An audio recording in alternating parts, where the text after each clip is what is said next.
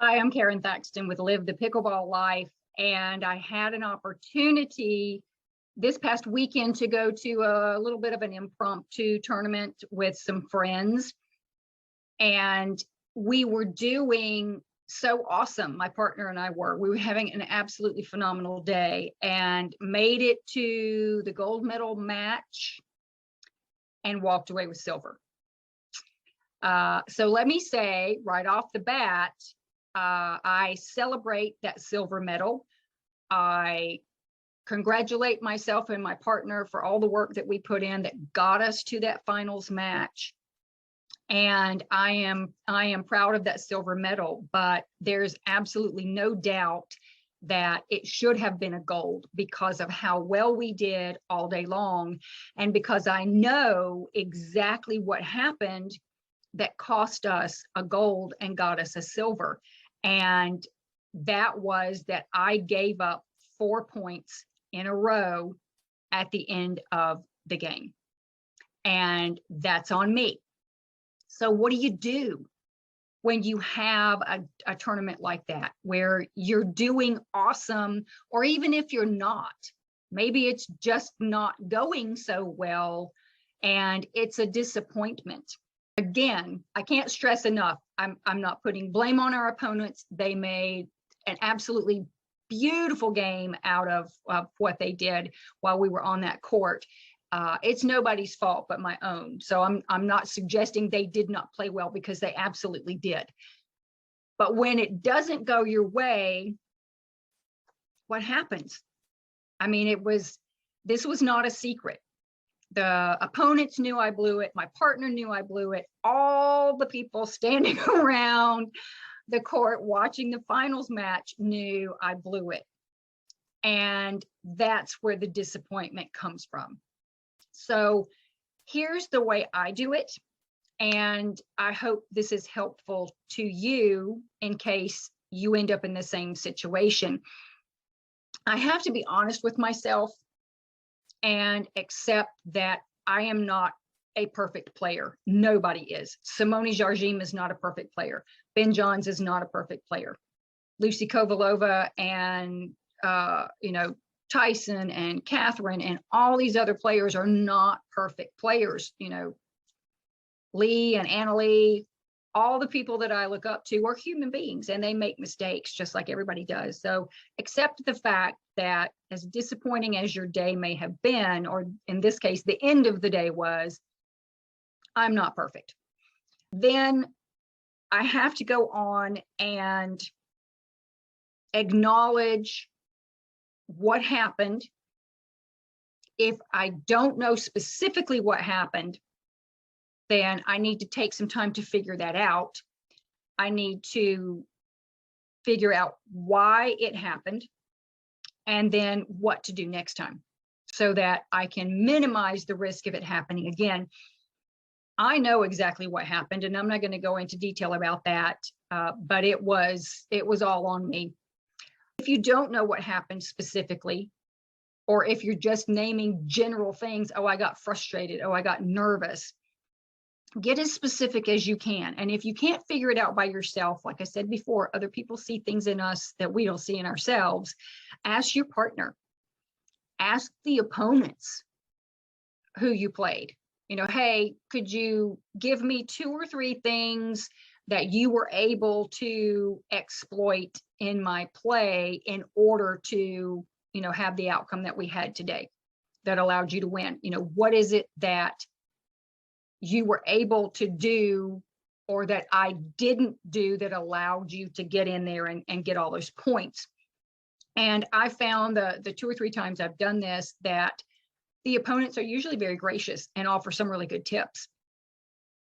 You can also talk to your partner. You may want to wait till things settle down a little bit, especially if both of you were very frustrated when you came off the court. That's probably not the best time to go into a debrief and start getting really specific about it.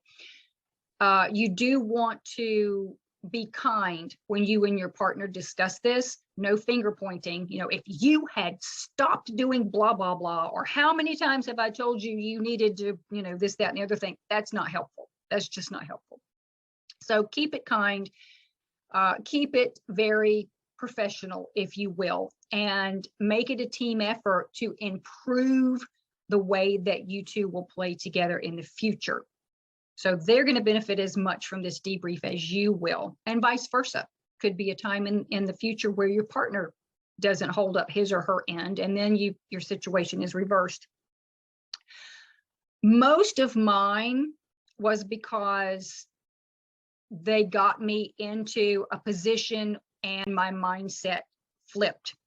Typically, when the ball is hit from the other side and I see where it's coming, I can't make any decisions until I see where the ball is coming. And it's headed my way.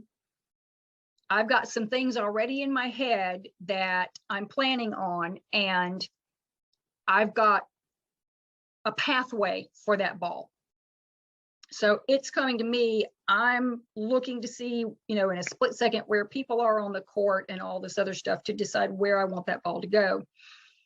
And it's a very offensive. I'm taking charge at that moment. I decide where the ball is going to go at that moment. Once it leaves my paddle, I can't control it anymore. But at that moment, it's my decision.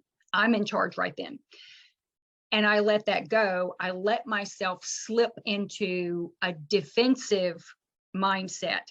So instead of where do I want to place the ball on the court, it was, just get it back over the net. All I was doing was being reactionary. The ball was coming to me, I was hitting it back. And that was just more of a reflex than a strategy. And ultimately, without getting very specific about the things on the court, that's what did me in, because I stayed in that mindset. What would I do differently next time? I would take a timeout. I didn't even think about calling a timeout at that particular moment. Would have done two things. Would have given my partner and I 60 seconds to talk about, what it is. Maybe she's seeing what's going on, or she's seeing the look on my face and going, you're getting really frustrated. And I think maybe you're just hitting the ball because you're not placing it like you normally do. And it would take their mojo away on the other side of the court.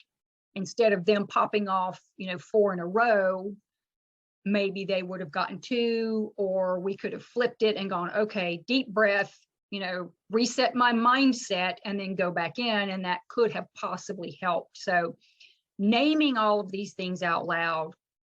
The other thing I could have done is, instead of just hitting the ball back over the net, do something different with it, lob it, or go for a line shot, or, both of them in the back of the court. If I thought I could have done it successfully, pop the ball short over the net, so then there's this scramble and a greater chance that they're going to spike it up and hit it out. So name some things that you could do differently in the different situations that you found yourself in. It's not the end of the world. Sometimes it feels like it, but when a tournament or even when rec play doesn't go your way, it can feel very discouraging. But do take the time to celebrate what you did right. We had an awesome day. We had a lot of fun throughout the day. It was a great time of play and fellowship and laughter. And I loved all of that.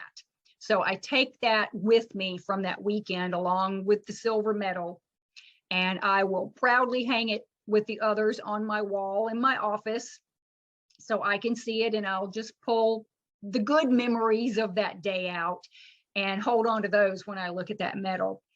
I hope this has been helpful for you. If you have tips from discouraging times on the court and you found things that helped you improve, I wish you would share them in the comment section with us so that we can learn from you as well.